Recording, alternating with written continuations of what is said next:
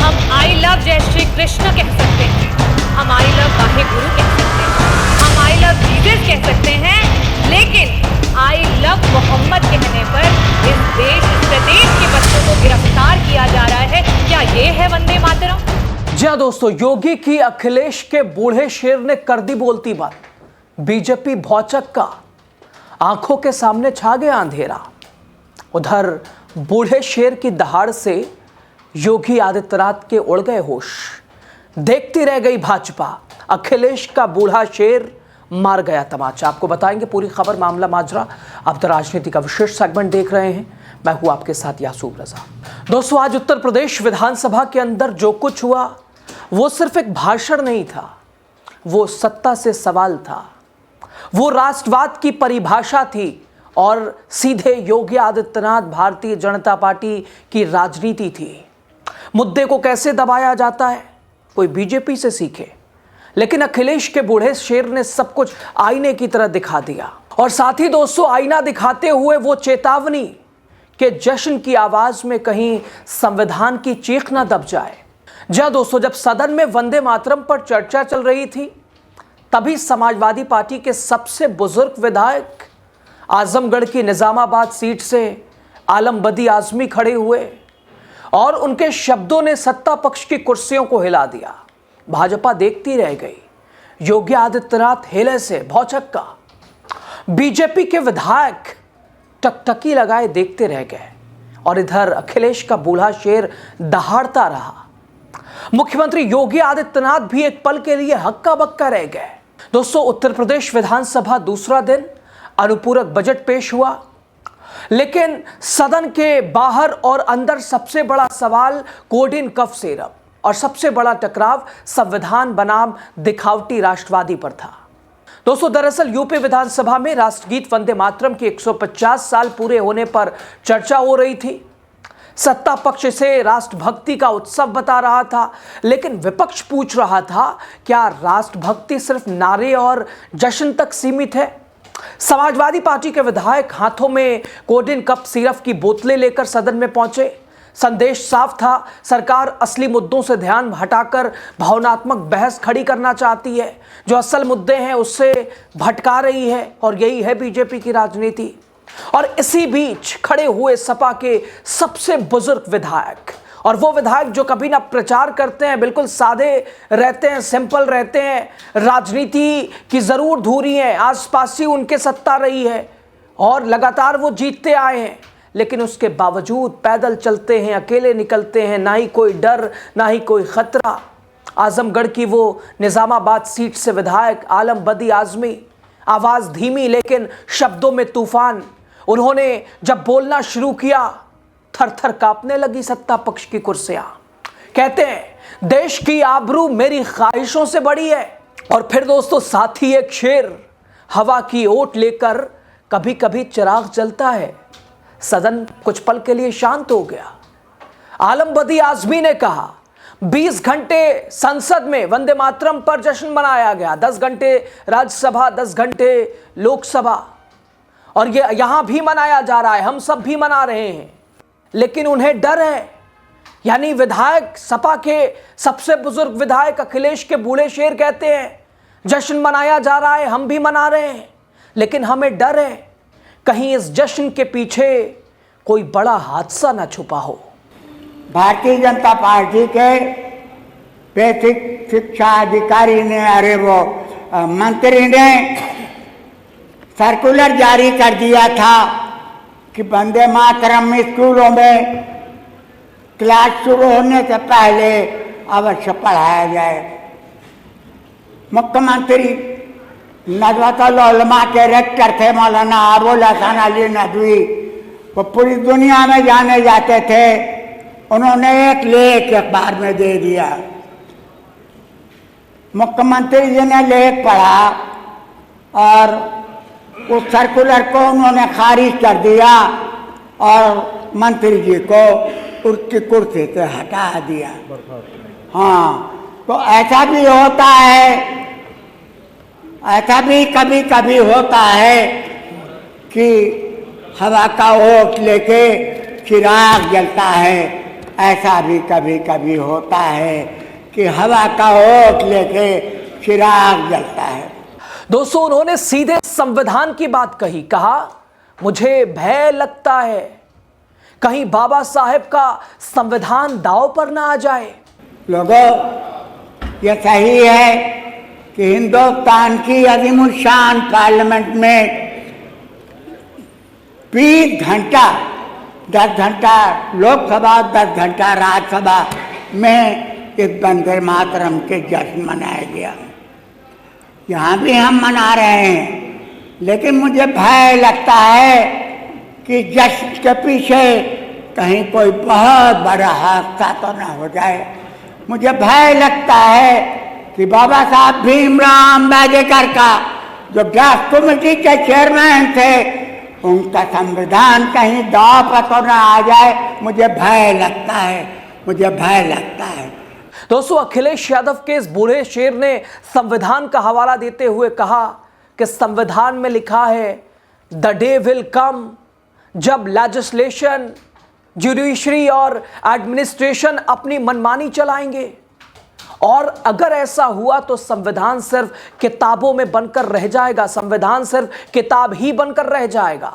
उन्होंने कहा, संविधान हमारी आबरू है, राष्ट्र की असली इज्जत वही है जो जीने और अपनी आज़ादी के साथ रहने सभी चीज़ों की इजाज़त देता है, ढाल बनकर हमारी सुरक्षा कवच है। ये शब्द थे जो सत्ता पक्ष के लिए असहज थे, बीजेपी के लिए मुसीबत थे। माननीय अध्यक्ष जी, बाबा साहब भीमराव अम्बेडकर ने अपने संविधान में खुद लिखा है, अपने संविधान में खुद लिखा है कि द डे विल कम, एक दिन आएगा जबकि जुडिशरी, एक दिन आएगा जबकि लेजिस्लेचर, जुडिशरी और एडमिनिस्ट्रेशन अपनी मनमानी चलाएंगे। द संविधान विल कीप नो मीनिंग, तो इसके बाद फिर संविधान का कोई माने नहीं रह जाएगा। संविधान हमारी आबरू है, संविधान दुनिया के सबसे बड़े संविधानों में से शुमार होता है। भीमराव अम्बेडकर संविधान कमेटी ने दुनिया के सारे मुल्कों का संविधान पढ़ा और तो हिंदुस्तान का संविधान बना।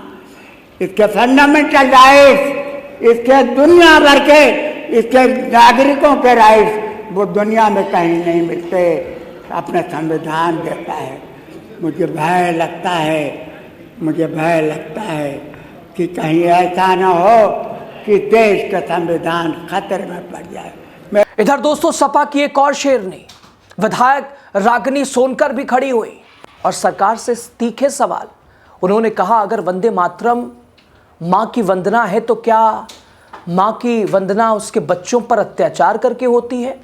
रागिनी सोनकर ने सदन में कहा, हम इस देश में आई लव कृष्णा कह सकते हैं, आई लव जेसस कह सकते हैं, आई लव वाहे गुरु कह सकते हैं, लेकिन इस प्रदेश में आई लव मोहम्मद कहने पर बच्चों को गिरफ्तार किया जा रहा है।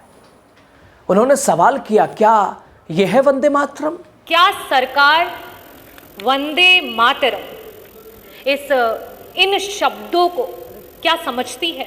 इनकी मान और मर्यादा को समझती है?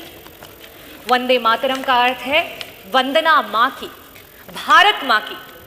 किसी भी माँ की वंदना उसके बच्चों को दुख पहुंचा करके, उसके बच्चों के साथ अत्याचार करके कभी भी नहीं की जा सकती। अधिष्ठाता महोदय, यह सरकार की कैसी मातृ वंदना है जहां हर रोज माँ के बच्चों के साथ अत्याचार हो रहा है, उनको तिरस्कृत किया जा रहा है।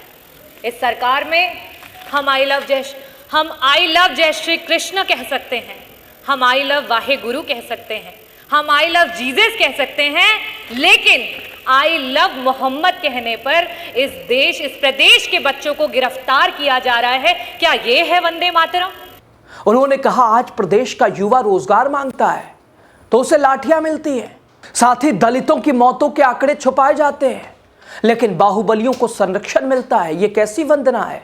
ये कैसा राष्ट्रवाद है? मैं कहना चाहूंगी अधिष्ठाता महोदय, आज जब प्रदेश का युवा नौकरी मांग रहा है तो उस पर डंडे बरसाए जा रहे हैं। क्या ये है वंदे मातरम? आज हर जिले के कोने कोने में कहीं ना कहीं हर रोज अखबारों में हम सुन रहे हैं कि किसी महिला को सताया जा रहा है या तो जलाया जा रहा है।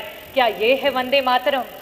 आज इस सरकार में जो दलित हैं उनकी मौतों का आंकड़ा छुपाया जा रहा है। गोंडा में संजय सोनकर को पुलिस के द्वारा मार मार कर पीट पीट कर उसकी हत्या कर दी गई।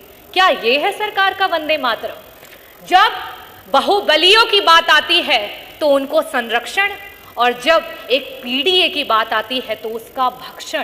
क्या ये है वंदे मातरम? जब हम बात करते हैं एक आम आदमी की तो वो महंगाई की मार में चलता चला जा रहा है। क्या ये है वंदे मातरम? आज माननीय मंत्री जी नहीं है, स्वास्थ्य मंत्री जी, पता नहीं क्यों वो नाराज हो जाते हैं जब भी स्वास्थ्य की बात होती है। लेकिन जब अभी कुछ दिन पहले इसी सदन के कैबिनेट मिनिस्टर, जब उनको हार्ट अटैक आया और सरकारी अस्पतालों के इस प्रदेश के उप मुख्यमंत्री, स्वास्थ्य मंत्री और कैबिनेट मंत्री दर दर की ठोकरें खा रहे थे और आपका जो विभाग है वो गिड़गिड़ा रहा था इलाज के लिए, और समाजवादियों के द्वारा बनाए गए मेदांता में जाकर के उनका इलाज हो पाया। आज स्वास्थ्य का ये हाल है उत्तर प्रदेश में। क्या ये है वंदे मातरम? पूरी बहस में एक बात साफ थी कि बीजेपी सरकार राष्ट्रवाद को उत्सव मना रही है और विपक्ष उसे जवाबदेही से जोड़ रहा है।